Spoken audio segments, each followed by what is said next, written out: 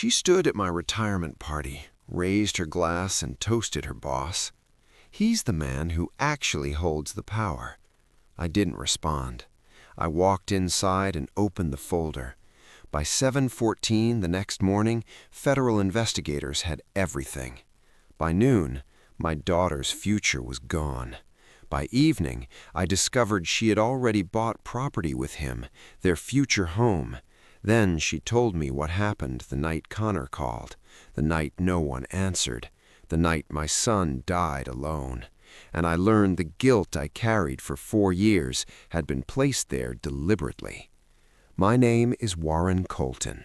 I'm 54 years old, 27 years running Colton and Associates in Denver, 22 years married to Natalie, 4 years since we buried our son, Connor. He was 19. Tonight was supposed to be my retirement party. Natalie planned everything. String lights in the backyard, catered appetizers, 80 guests mingling beneath the Colorado evening sky. She wore emerald green, a dress I'd never seen. She moved through the crowd like she belonged to someone else's story. For 5 years, Natalie had been the client liaison between my firm and Holloway Development Group, our biggest partner. The role gave her purpose after Connor died. I thought it helped her heal. I thought wrong. The toast came at 9:40. Natalie tapped her glass. The garden fell silent. "I want to thank everyone for being here tonight," she said. Warm smile, practiced delivery. "Warren has given so much to this firm, but I also want to recognize someone else, someone who's been instrumental in everything we've accomplished." My chest tightened. "Grant Holloway." She turned toward him, mid-40s, tailored charcoal suit, the kind of confidence that comes from knowing things other people don't. "To the man who actually holds the power." She lifted her glass. "Thank you, Grant." The garden went quiet. Then the laughter started, nervous, polite, some of it smug, coming from Grant's circle near the fire pit. I watched my wife stand there, glass raised to another man, and I understood something I should have seen years ago. This wasn't new. This had been happening while I slept beside her. I smiled, the kind people mistake for grace. Then I set my whiskey on the patio table, turned, and walked back into the house. Not a single footstep followed me. Inside, I went straight to my study, closed the door, opened the bottom drawer of my desk, and pulled out the black folder I'd been building for 6 months, labeled in my own handwriting, Evidence. Power doesn't make toasts. Power doesn't wear expensive suits or deliver speeches at parties. Power waits, and when it moves, it doesn't ask permission. I sat down and opened the folder. Every email Natalie had forwarded to Grant's personal address over the past 20 months, every design file, every bid strategy, every competitive analysis she leaked while pretending to strengthen our partnership. She didn't know I'd mirrored her company email account 3 months ago, completely legal, completely invisible. I opened my laptop and began drafting the message. Subject line: Violation of partnership integrity. Immediate review required. I attached a 43-page PDF, every violation time-stamped, every breach documented, every piece of evidence cross-referenced. Recipients: the compliance board at Holloway Development Group, the same board that had no idea their CEO had been receiving stolen intelligence from a married woman he was sleeping with. I didn't hit send. I scheduled it for 7:14 a.m. Monday morning, the exact minute I used to wake up for work. Outside, someone laughed. Might have been Natalie, might have been Grant. I thought about Connor, about the last phone call I missed, about the voicemail I couldn't bring myself to delete for 2 years. Natalie blamed me for his death, said I was never present, never available, never the father he needed. Maybe she was right. I closed the laptop and stared at the scheduled send confirmation, a ticking clock neither of them could hear. Tomorrow morning, the power would shift, and this time it would be mine. Thursday morning arrived cold and gray. The courthouse sat downtown, a limestone building with narrow windows and heavy doors, the kind of architecture designed to remind you that consequences are permanent. Grace and I arrived at 8:45 a.m. The hearing was scheduled for 9. We took our seats in a small courtroom on the third floor. Wood paneling, fluorescent lights, the quiet hum of administrative justice. Diane entered at 8:52. She wore a dark coat and no jewelry. Her attorney, a silver-haired woman I didn't recognize, walked beside her. They sat on the opposite side without acknowledgement. Warren arrived at 8:58, flanked by 2 lawyers who looked expensive and exhausted. He didn't look at me, didn't look at anyone, just sat down and stared at the table. At exactly 9 o'clock, Judge Callahan entered. She was in her early 60s, calm, precise, the kind of judge who had seen every variation of human failure and no longer reacted emotionally to any of it. "We're here for a consolidated hearing, financial review, trust confirmation, and debt acknowledgement. Is that correct?" "Yes, Your Honor," Grace replied. Judge Callahan nodded. "Let's begin." The next 40 minutes unfolded like surgery. Grace presented the certified trust documents first.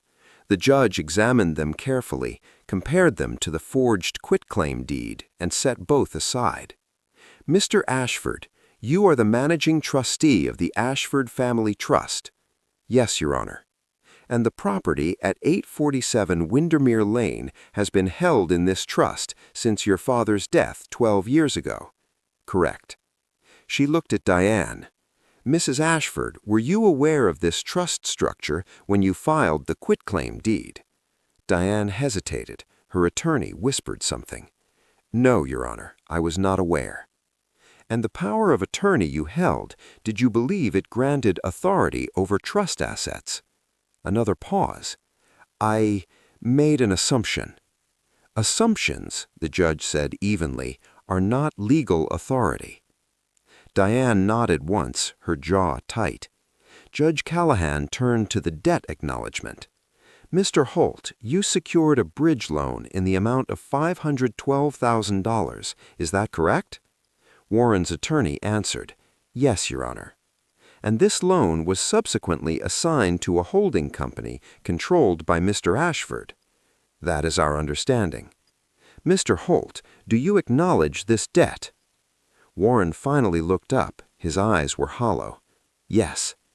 "And do you acknowledge that proceeds from the attempted house sale were intended, in part, to satisfy this obligation?" Another pause. "Yes." The room felt heavier. Judge Callahan leaned back. "This court finds the following. The attempted transfer of 847 Windermere Lane is invalid.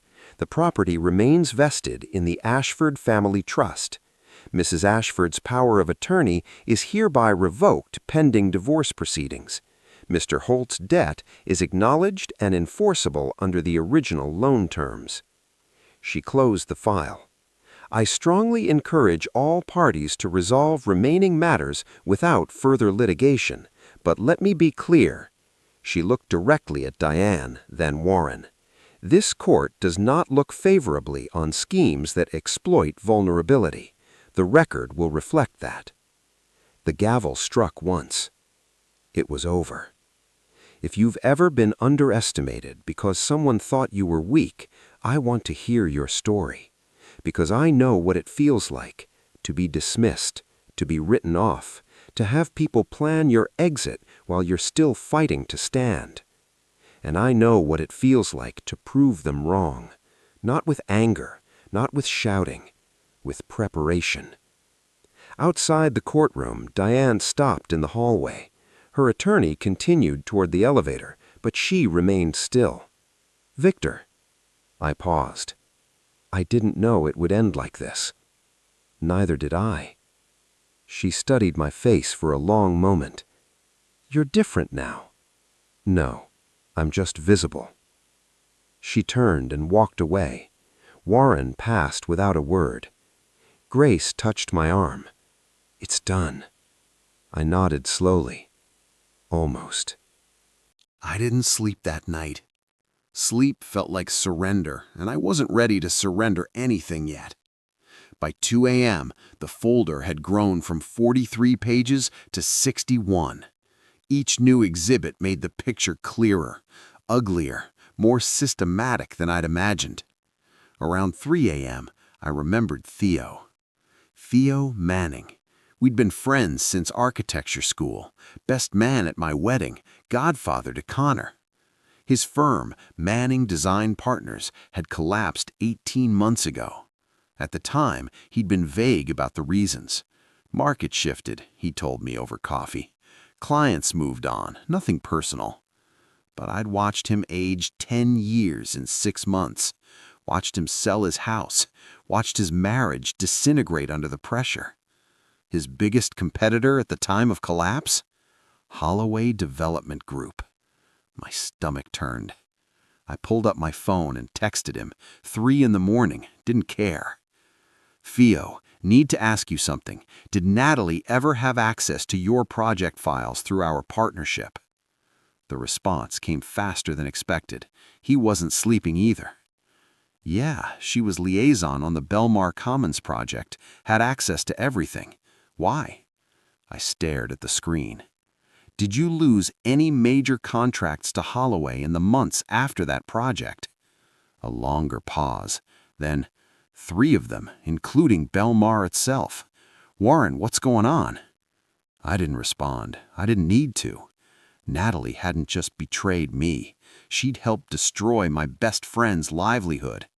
A man who'd stood beside me when we buried Connor, who'd held my hand when I couldn't stop shaking at the funeral, who'd lost everything while my wife sat across from him at dinner parties, smiling, pretending, collecting payments for information she'd stolen from his firm.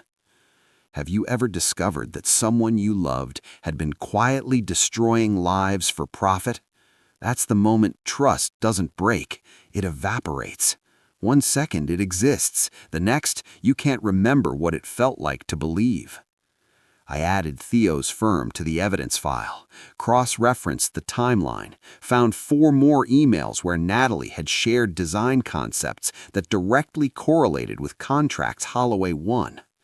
This wasn't isolated. It was a pattern, a deliberate, sustained campaign to funnel competitive intelligence in exchange for cash. I pulled up every firm that had lost significant contracts to Holloway over the past 3 years. 8 companies total, including Theo's, including 2 firms that laid off their entire staff.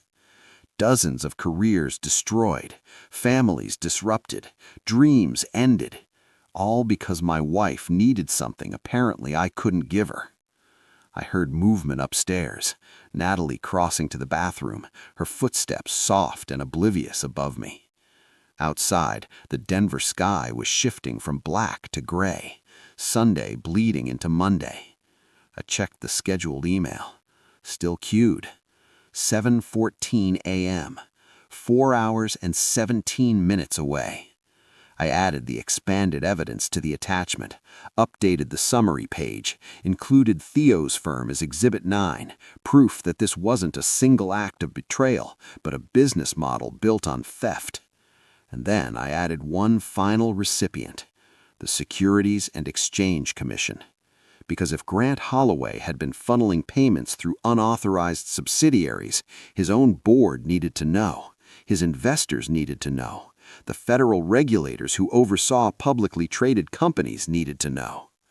I attached my resignation letter from Colton and Associates, effective immediately. If I was going to burn it all down, I wasn't going to pretend I was still part of the system. The clock on my laptop read 4:47 a.m. In less than 3 hours, the email would send. Grant would wake up to compliance attorneys demanding explanations. Natalie would realize the walls were closing in, and I would sit here watching the life I'd built collapse into ash. But at least it would be honest ash. At least it would be mine. Monday morning arrived cold and gray. The kind of Denver morning where the mountains disappear behind clouds and the city feels smaller than it is. I'd been awake for 32 hours, running on black coffee and the clarity that comes from burning every bridge you've ever crossed. At 7:14 a.m., my laptop chimed. Message sent. I closed my eyes and exhaled. It was done. Natalie was still asleep upstairs. She'd come in late Sunday night, probably from wherever Grant had taken her after the party. I'd heard her stumbling through the hallway, humming something I didn't recognize. I made a fresh pot of coffee and waited. The first call came at 7:58 a.m., a Denver number I didn't recognize. I let it go to voicemail. Mr. Colton, this is Rebecca Sinclair from Holloway Development Group's legal department. We need to speak with you immediately regarding a compliance matter. Please return this call as soon as possible. I deleted it. The second call came at 8:23 a.m., Natalie's phone buzzing on the kitchen counter where she'd left it charging. The screen lit up. Grant Holloway. I let it ring. Then, at 8:41 a.m., my daughter's name appeared on my phone. Paige. My stomach dropped. Dad? Her voice was tight, confused. What's happening? What do you mean? I just got an email from the university financial aid office. My scholarship's been revoked. They said the funding source withdrew support effective immediately. The Holloway Architecture Fellowship. Grant had established it 3 years ago. Paige had been the inaugural recipient, a detail I'd always found too convenient but never questioned. Now I understood why. Dad, that scholarship covers everything. Tuition, housing, materials. How am I supposed to finish my degree? I'll cover it. With what? Her voice cracked. You just retired, and I'm seeing things online, people saying there's some kind of investigation involving Mom's company. Dad, what did you do? I gripped the counter. Your mother made choices, Paige. I'm dealing with the consequences. By destroying my education? By blowing up our family over what? A toast at a party? It's more complicated than that. Then explain it to me. I couldn't. Not yet, until the legal process played out and the evidence became public record. I'll transfer funds to cover spring semester by end of week, I said quietly. We'll figure out the rest. The line went dead. I stood there, phone in hand, staring at the blank screen. Paige didn't know about the affair, the payments, the espionage. All she saw was her father destroying her future because he couldn't handle his wife respecting another man. Upstairs, I heard Natalie's phone ringing again, then her footsteps, fast, urgent. She answered on the second ring. Grant? Her voice was muffled through the floor, but I caught the edge in it. What? Slow down. What email? A long pause. What do you mean compliance flagged your accounts? I didn't send anything unauthorized. Grant, what the hell is happening? Another pause. He wouldn't. Warren wouldn't do that. I poured myself another cup of coffee. My phone buzzed. A text from my mother. Call me immediately. Natalie just called in tears. What have you done? I didn't respond. An hour later, my mother called anyway. Warren Mitchell Colton, full name, like I was 12 years old again. What on earth have you done? Hi, Mom. Don't hi, Mom me. I just spent 40 minutes consoling your wife. She says you've frozen her out, filed for divorce without even attempting counseling, destroyed her career over a misunderstanding. A misunderstanding? She made a toast at a party, Warren. That's all she did. You're acting like she committed a crime. She did commit crimes, Mom. Corporate espionage, fraud. She sold our firm's intelligence to a competitor for cash. Silence. I don't believe that. I have the bank records, the emails, the payment trail, all of it. Natalie wouldn't do that. She's been through so much since Connor. Don't. My voice hardened. Don't use Connor to excuse what she did. My mother's tone shifted, cold now. You know, your father made mistakes too, but I forgave him. That's what marriage is, Warren, forgiveness. What mistakes? A pause. That's not important now. Mom, what mistakes? She sighed. Your father had an affair 35 years ago. I found out. We went to counseling. We moved past it. We had 3 more decades together because I chose grace over bitterness. The words landed like a punch. Dad cheated on you? Once. He was young, stressed, under pressure, but he came back and we rebuilt. I stared out the window at the mountains finally emerging through the clouds. Natalie didn't just cheat, Mom. She tried to destroy people's lives for money. She helped bankrupt Theo Manning. And you're destroying your daughter's education, your sister's business, your own family. Where does that leave you, Warren? I had no answer. She hung up. By Tuesday afternoon, the video had gone viral. I didn't know who posted it first. Some guest with a phone. Didn't matter. The damage was done. The clip was 51 seconds long. Natalie in her emerald dress, standing beneath string lights, raising her glass toward Grant Holloway. To the man who actually holds the power. The camera caught my smile, the way I turned and walked away, the nervous laughter that rippled through the crowd. Someone had titled it, "Wife Thanks Another Man at Husband's Retirement Party." 2.7 million views in 20 hours. The comment section was chaos. Half the people called me a controlling husband who couldn't handle his wife having a career. The other half called Natalie things I won't repeat. A few sharp observers noticed that Holloway Development Group's stock had dropped 16% Monday morning and connected the dots. My phone hadn't stopped buzzing. Reporters, former colleagues, distant relatives who hadn't called in years. Everyone wanted a statement, an explanation, a piece of the story. I turned it off. Natalie had barricaded herself in the guest bedroom since Monday night. I heard her on the phone constantly. Lawyers, probably. Maybe her sister. Definitely not Grant. His attorney had sent her a cease and desist letter Monday evening, instructing her not to contact him regarding any business matters. Wednesday morning, Natalie appeared in the kitchen doorway. She looked like she hadn't slept since Sunday. "We need to talk." I was reading coverage of Holloway's stock collapse on my tablet. I didn't look up. "I'm busy." "Warren, please." Something in her voice made me set the tablet down. She walked to the table and sat across from me. Her hands were shaking. "Before you say anything else, before this goes any further, I need to show you something." She slid her phone across the table. On the screen was a real estate listing, a property in Evergreen, 4 bedrooms, mountain views, private access road. The listing showed it as sold 6 months ago. Buyer names, Grant Holloway and Natalie Colton. I stared at the screen. "You already bought property together." She nodded. 6 months ago? "Warren, while you were still sleeping in my bed, still wearing my ring, still pretending we had a marriage." It wasn't pretending. I needed something that felt like a future. "A future?" I pushed the phone back to her.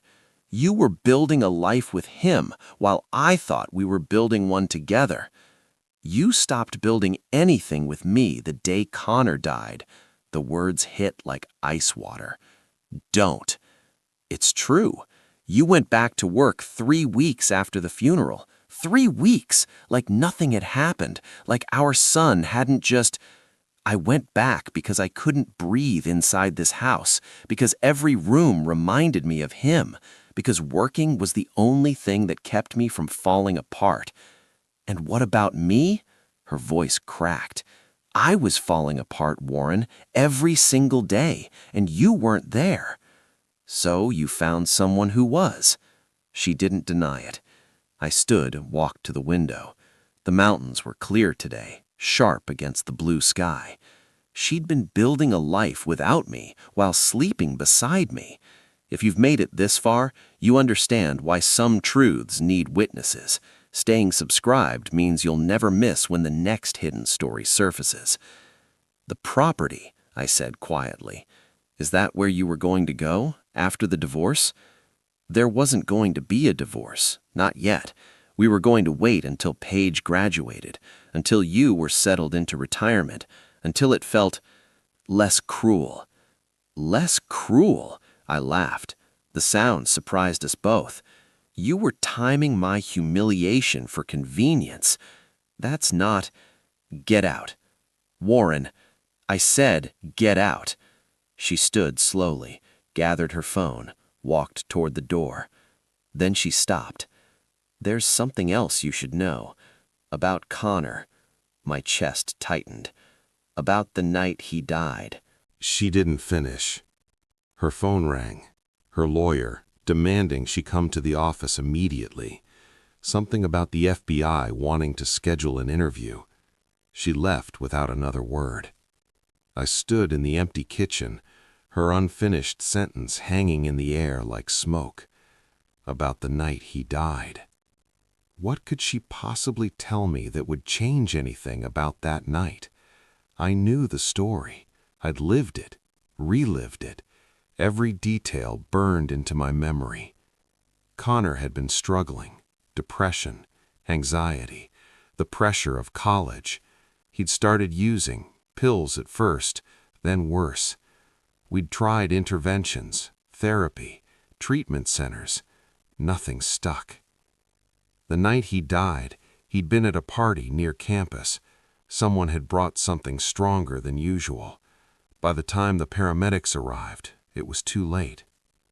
I'd blamed myself for years. I was supposed to pick him up that weekend, drive him home, have dinner together, talk. But I'd canceled. A client emergency in Boulder, a project deadline that couldn't move. I'd texted him. Next weekend instead. Love you. He'd replied, sure, whatever. Those were the last words we exchanged. Natalie had reminded me of that text countless times, in arguments, in silences, in the way she looked at me when she thought I wasn't watching. You chose work over your son, and now he's gone. I had accepted the blame because it felt true, because the guilt was easier to carry than the randomness of loss. But her words this morning, about the night he died, suggested something else, something I didn't know. The thought made my stomach turn. Thursday afternoon, a woman in a gray suit appeared at my door. Mr. Colton, I'm Agent Patricia Vance, FBI Financial Crimes Division. May I come in? I stepped aside. For 2 hours, I walked her through everything. The emails, the payments, the real estate trust, the pattern of contract losses, the connection to Theo Manning's firm. She took notes, asked clarifying questions. Her expression revealed nothing. When she finished, she closed her notebook. This is substantial evidence, Mr. Colton. However, I need to inform you, pursuing this will likely result in criminal charges against your wife. I understand. It will also trigger a broader investigation into your firm's handling of confidential information. Your business practices will be scrutinized, your partnership agreements dissected. I expected that. She studied me for a long moment. In my experience, most people in your position want revenge more than justice. They want to hurt the person who hurt them, but they don't anticipate how much it hurts them in return. She paused. And are you prepared for that? I thought about Paige's voice on the phone, about my mother's disappointment, about the retirement I'd planned, now scattered to the wind. No, I said honestly, but I'm doing it anyway. She nodded and stood. We'll be in touch. One more thing. We've offered your wife immunity in exchange for testimony against Mr. Holloway. Her lawyer is reviewing the terms now." After she left, I sat in the silence of my living room. Immunity. Natalie might walk away from this without consequences, while Theo Manning was still rebuilding his life, while 7 other firms counted their losses, while Grant Holloway faced federal charges for a conspiracy she enabled. The injustice of it burned. But what burned more was her unfinished sentence about the night he died. That evening, Natalie came home to pack a bag. She was staying at a hotel downtown, her lawyer's recommendation. I stopped her in the hallway. "What were you going to tell me this morning about Connor?" She froze. "Not now, Warren." "When?" She turned to face me. Her eyes were red, exhausted. "When you're ready to hear it without using it as another weapon. I'm not the one who made this a war." She laughed, a bitter, broken sound. "You've been at war with me since the day we buried our son. You just didn't know it." She walked out. What she said next made me wonder if I'd spent 4 years grieving a lie. The hearing was scheduled for March 12th. Holloway's legal team had filed an emergency motion to suppress all evidence I'd submitted to federal investigators. Their argument? I'd violated federal wiretap laws by monitoring Natalie's communications without her knowledge or consent. If they won, everything I'd gathered would become inadmissible. The case would collapse. Grant would walk away clean. My attorney, Richard Palmer, advised me to dress conservatively, speak only when addressed, and avoid eye contact with opposing counsel. I ignored all 3 suggestions. I wore the same navy suit I'd worn to my retirement party, sat in the front row where Grant couldn't avoid seeing me, and when his lead attorney stood to argue the motion, I stared directly at Grant until he looked away. The courtroom was smaller than I expected. Judge Margaret Chen presided, late 60s, silver hair, the kind of focused attention that suggested she'd heard every excuse and believed none of them. Grant's attorney, a man named Victor Reese, argued for 40 minutes. His central claim? I'd created a mirror inbox without authorization and used it to intercept private communications. He cited case law, precedent, statutory language. He painted me as a jealous husband who'd weaponized corporate resources to spy on his wife's personal life. When he finished, Judge Chen turned to Richard. "Counselor?" Richard stood. "Your Honor, Mr. Colton served as IT administrator for Colton and Associates. He had full authorization to monitor all company email accounts for security and compliance purposes. Mrs. Colton's email was a company account, issued by the company, governed by company policy. There is no reasonable expectation of privacy in a corporate email system." "But the content of those communications was personal in nature," Reese interrupted. "The affair—" "The content is irrelevant," Richard shot back. "Mrs. Colton used company resources to transmit confidential business information to a competitor. Those transmissions triggered the monitoring, not Mr. Colton's personal grievances." Judge Chen leaned back. "Mr. Reese, do you have evidence that Mr. Colton's monitoring was solely motivated by marital discord rather than legitimate business concerns?" Reese hesitated. "The timing suggests I asked for evidence, not speculation." Reese shuffled his papers. "We're prepared to call Mrs. Colton to testify regarding the nature of their relationship and her husband's controlling behavior." "Your Honor," Richard said quickly, "if Mrs. Colton testifies, we'll introduce evidence of the payments she received from Holloway Development Group in exchange for proprietary information. We'll also call witnesses whose businesses were destroyed by intelligence she provided. This isn't a domestic dispute, it's corporate conspiracy." The courtroom fell silent. Judge Chen studied Reese. "Do you wish to proceed with calling Mrs. Colton?" Reese glanced at Grant, a slight shake of the head. "No, Your Honor." "Then I'm denying your motion to suppress." Judge Chen's voice was firm. The evidence was obtained through legitimate business monitoring. Whatever marital issues exist between Mr. and Mrs. Colton are separate from the question of corporate malfeasance. Motion denied. Will reconvene in 30 days for a full hearing on the merits. She struck her gavel. Grant stood abruptly and left the courtroom without looking back. Outside, Richard clapped my shoulder. That was closer than I'd like, but we won the first round. What happens now? Now they try to settle. They know if this goes to full trial, everything comes out. The payments, the shell company, all of it. They'll offer money to make this disappear quietly. And if I refuse, then we go to war. I watched Grant's car pull away from the courthouse. Truth had won a battle. Not the war, but a battle. Stories like this remind me why honesty matters, even when it costs everything. If you believe that too, you're in the right place. The SEC expanded their investigation 3 days after the hearing. Federal agents executed search warrants at Holloway Development Group's headquarters in downtown Denver. They seized servers, financial records, 2 years of internal communications. Grant's shell company in Wyoming was exposed. Firms, including Theo's. The press coverage was relentless. Denver developer accused of multi-million-dollar espionage scheme. Headlines like that don't fade quietly.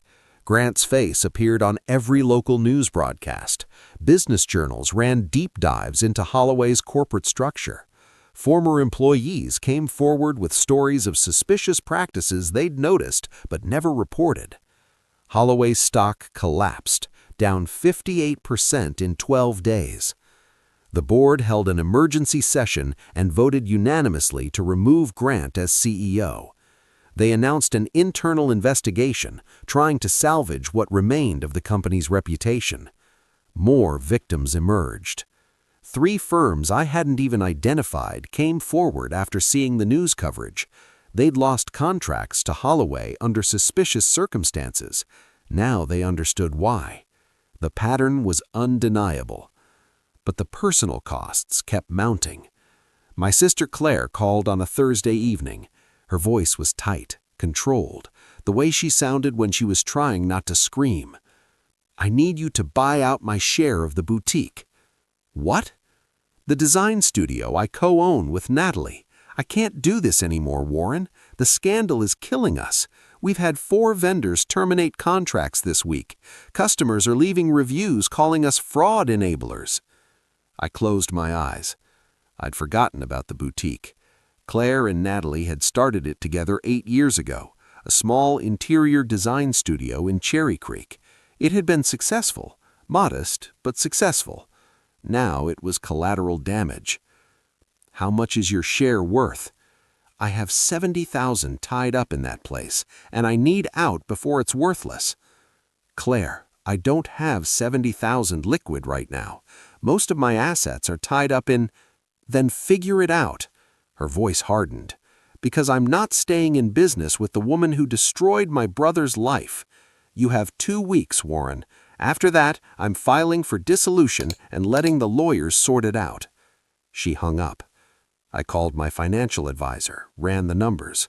Pulling $70,000 meant liquidating retirement funds early, penalties, taxes, losses. But Claire was right. Natalie had poisoned everything she touched. If the boutique survived, it would only be because I'd funded my own betrayal.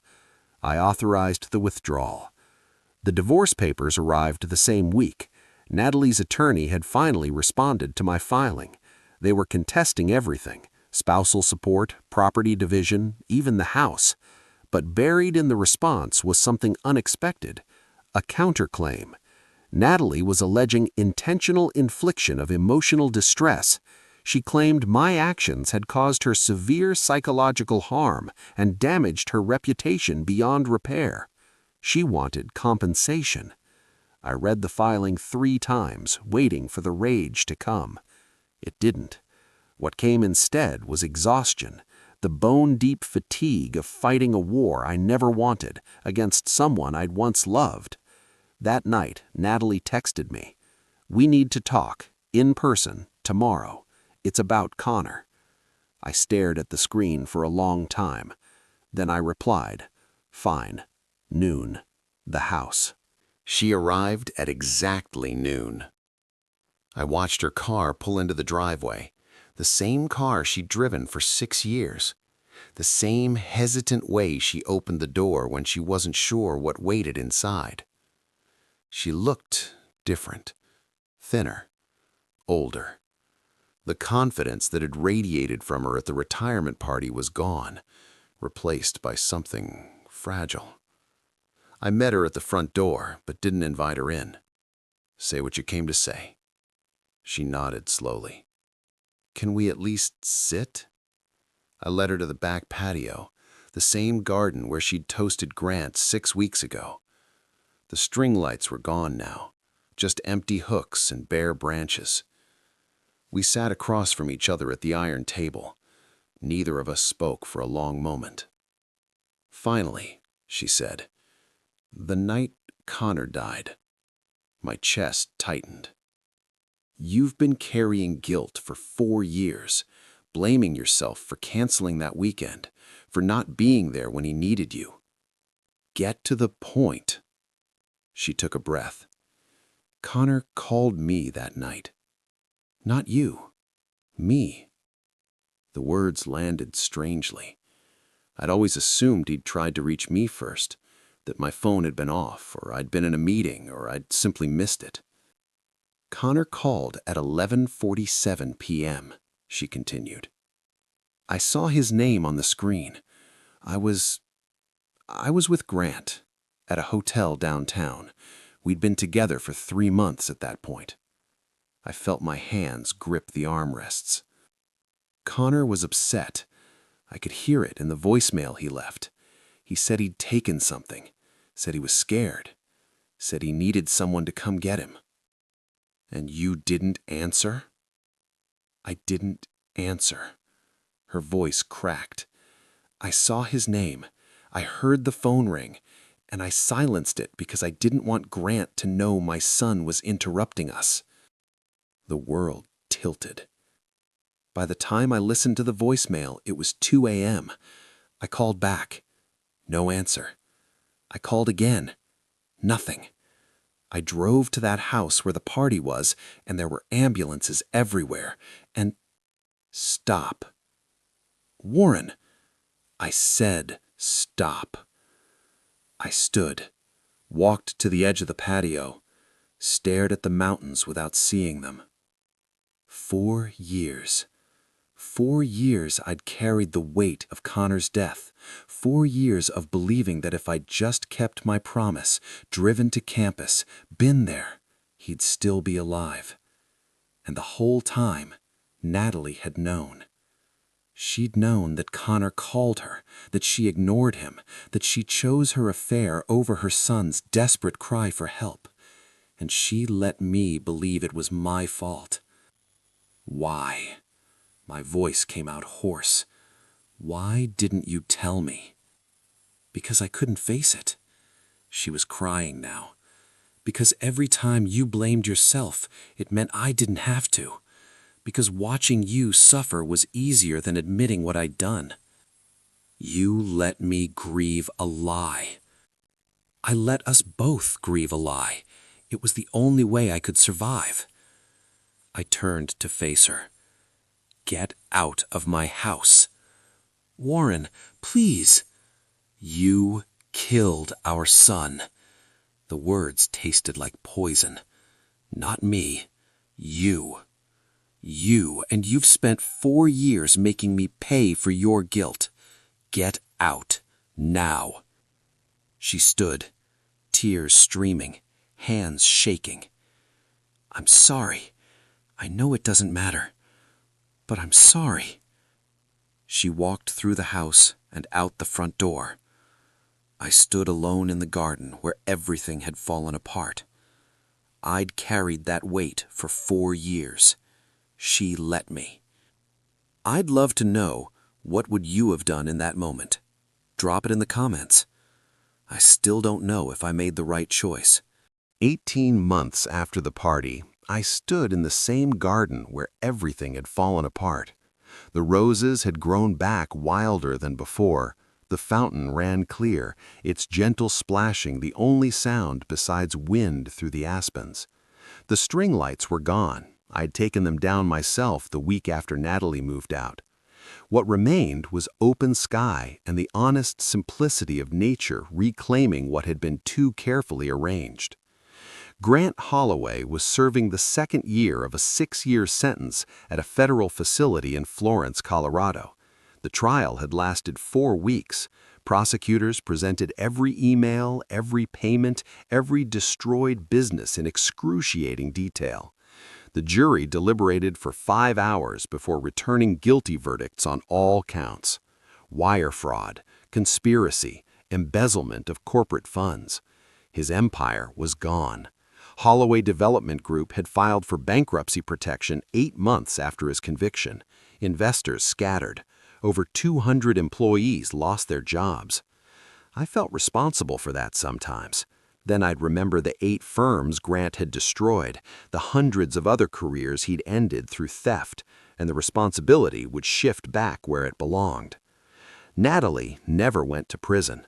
Her immunity deal held. She'd testified against Grant for 3 days, detailed every payment, every leaked document, every meeting where they'd coordinated their strategy. The jury looked at her with something between pity and contempt. According to Paige, Natalie was working at a furniture showroom in Colorado Springs now, living in a small apartment, trying to rebuild from nothing. Her name was toxic in the design world. No firm would touch her.